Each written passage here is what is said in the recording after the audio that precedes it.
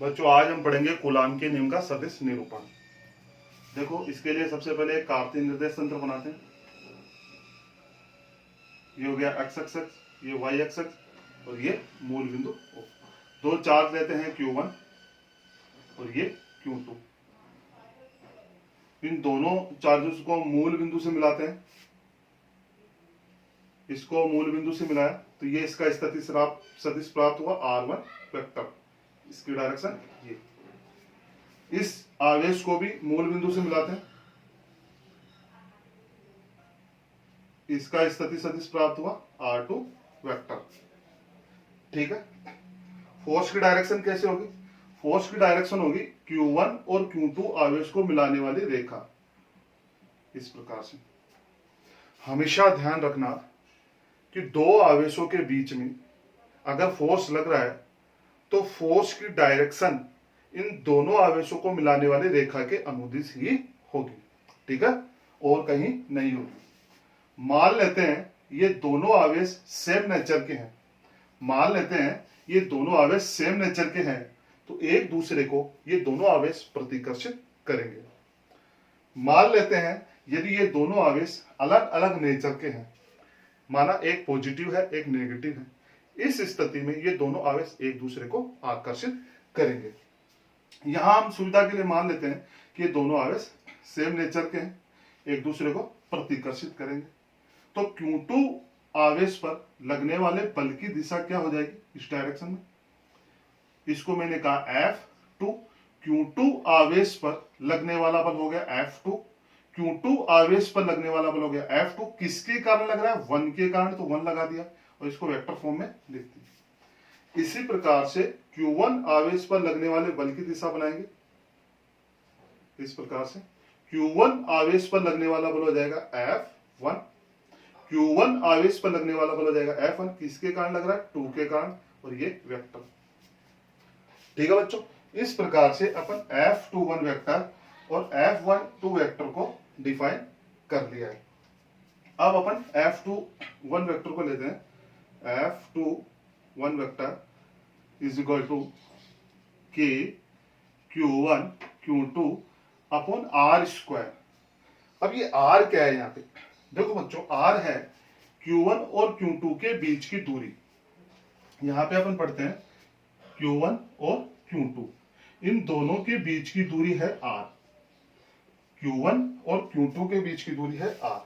लेकिन इस संदर्भ में यहाँ पे Q1 और Q2 के बीच की दूरी हो जाएगी इनका विस्थापन सदिश। चूंकि अपन इस वाले फोर्स को कंसीडर कर रहे हैं, इसलिए अपन इसका विस्थापन सदिश लिखेंगे R21 और फोर्स की डायरेक्शन किधर है? इधर है, तो इसकी डायरेक्शन भी ये होगी। इसको वेक्टर फॉर्म में लिख लेते हैं। ये समझ में आया? देखो कैसे किया। R ये 2 और 1 लिख दिया, 2 और 1, और 4। इसकी डायरेक्शन कैसे बताया? इसकी डायरेक्शन बताई फोर्स की डायरेक्शन में। ठीक है, अगर इसी प्रकार से इस वेक्टर के लिए लिखते तो आता R12 और डायरेक्शन कैसे बताते? इस साइड में। आ गया समझ में?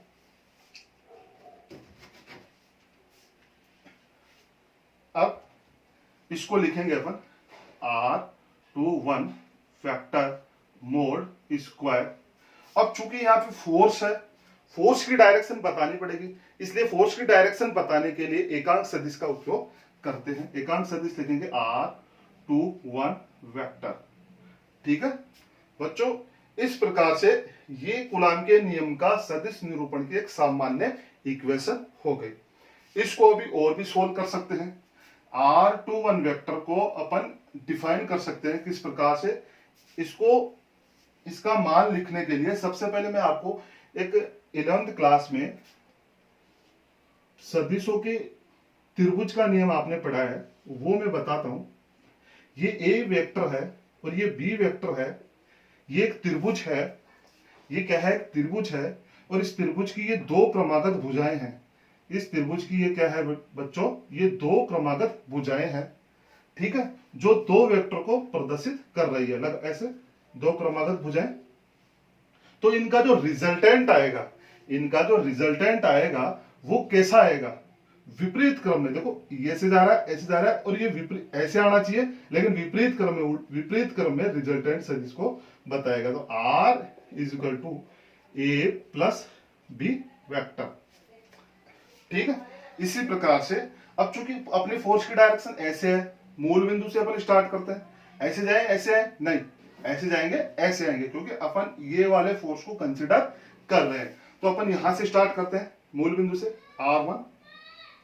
R1 वेक्टर, फिर ऐसे आए plus R21 vector is equal to, और फिर देखो ऐसे जाके ऐसे आना चाहिए, लेकिन वहां त्रिभुज का नियम क्या कर रहा है, विपरीत क्रम में, इस प्रकार से। तो ये आ गया R2 वेक्टर। इस R1 वेक्टर को इधर ले जाएंगे, तो R21 vector is equal to आ जाएगा R2 vector minus R1 vector. इसकी वैल्यू अपन यहां पुट कर देंगे, तो अपने पास में नई इक्वेशन बच्चों प्राप्त हो जाएगी। F21 is equal to K Q1 Q2 upon R2 minus R1, ये वेक्टर लगा देते हैं, मोड स्क्वायर, और ये अपने पास में आ जाएगा R21 वेक्टर। क्या, ठीक है। देखो बच्चों, इसको अपन ने R21 मोड स्क्वायर को यहां सोल्व करके लिख लिया है। अपन इसको और भी आगे सोल्व कर सकते हैं, इसको सोल्व कर सकते हैं। देखो इसको कैसे लिखेंगे, R21 कैप, इसको अपन कैसे लिखेंगे, ये एक एकांक सदिश है, और एकांक सदिश की परिभाषा होती है सदिश बटे हुए सदिश का परिमाण। तो यहां पे सदिश लिखते हैं R21 सदिश, अपन सदिश का परिमाण R2 माइनस R1, और ये वेक्टर, ये इसका मैग्नीट्यूड हो गया है। ठीक है, ये वैल्यू अपन यहां पुट कर देते हैं। इससे पहले इसको भी सोल्व कर लो, R2 माइनस R1 इस प्रकार से, और ये R2 माइनस R1।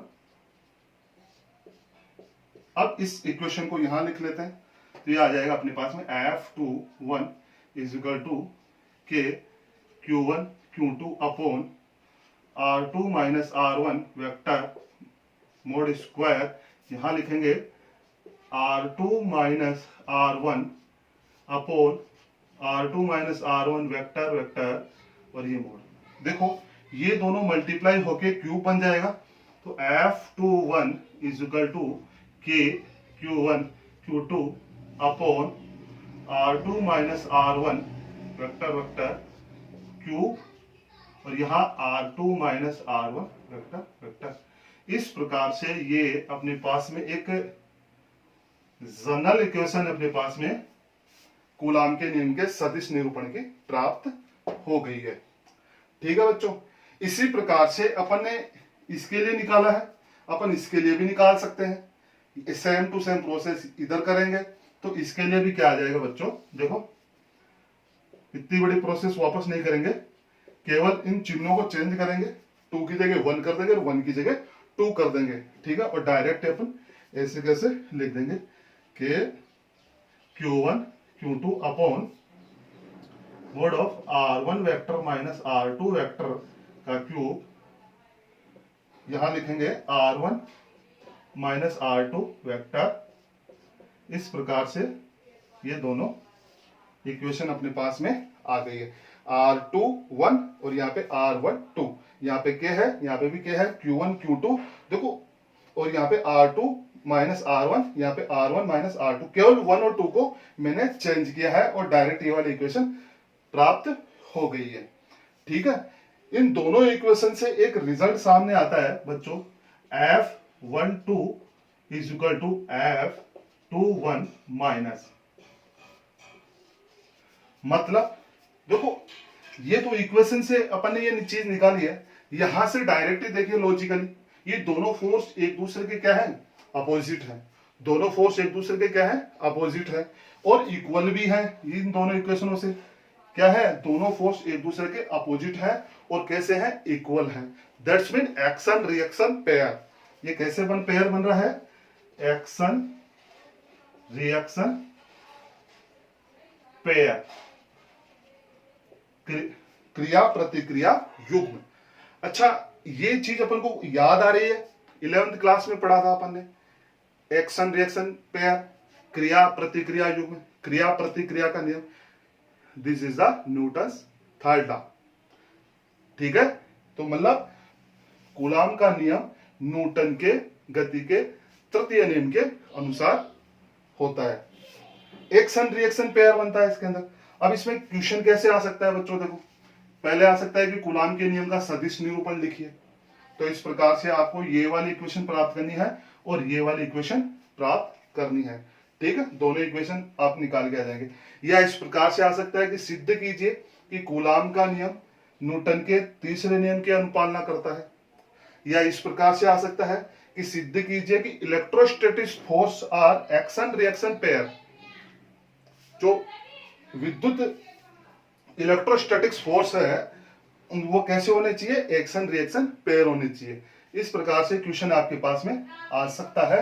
और वापस देखिए इसमें ये Q1 चार्ज है, ये Q2 चार्ज है, एक दूसरे को रिपेल करेंगे तो ये वाला फोर्स इधर, ये वाला फोर्स इधर आ गया, ठीक है बच्चों। और भी इसमें हो तो वापस देख लेना, इसको उतार लो। Thank you.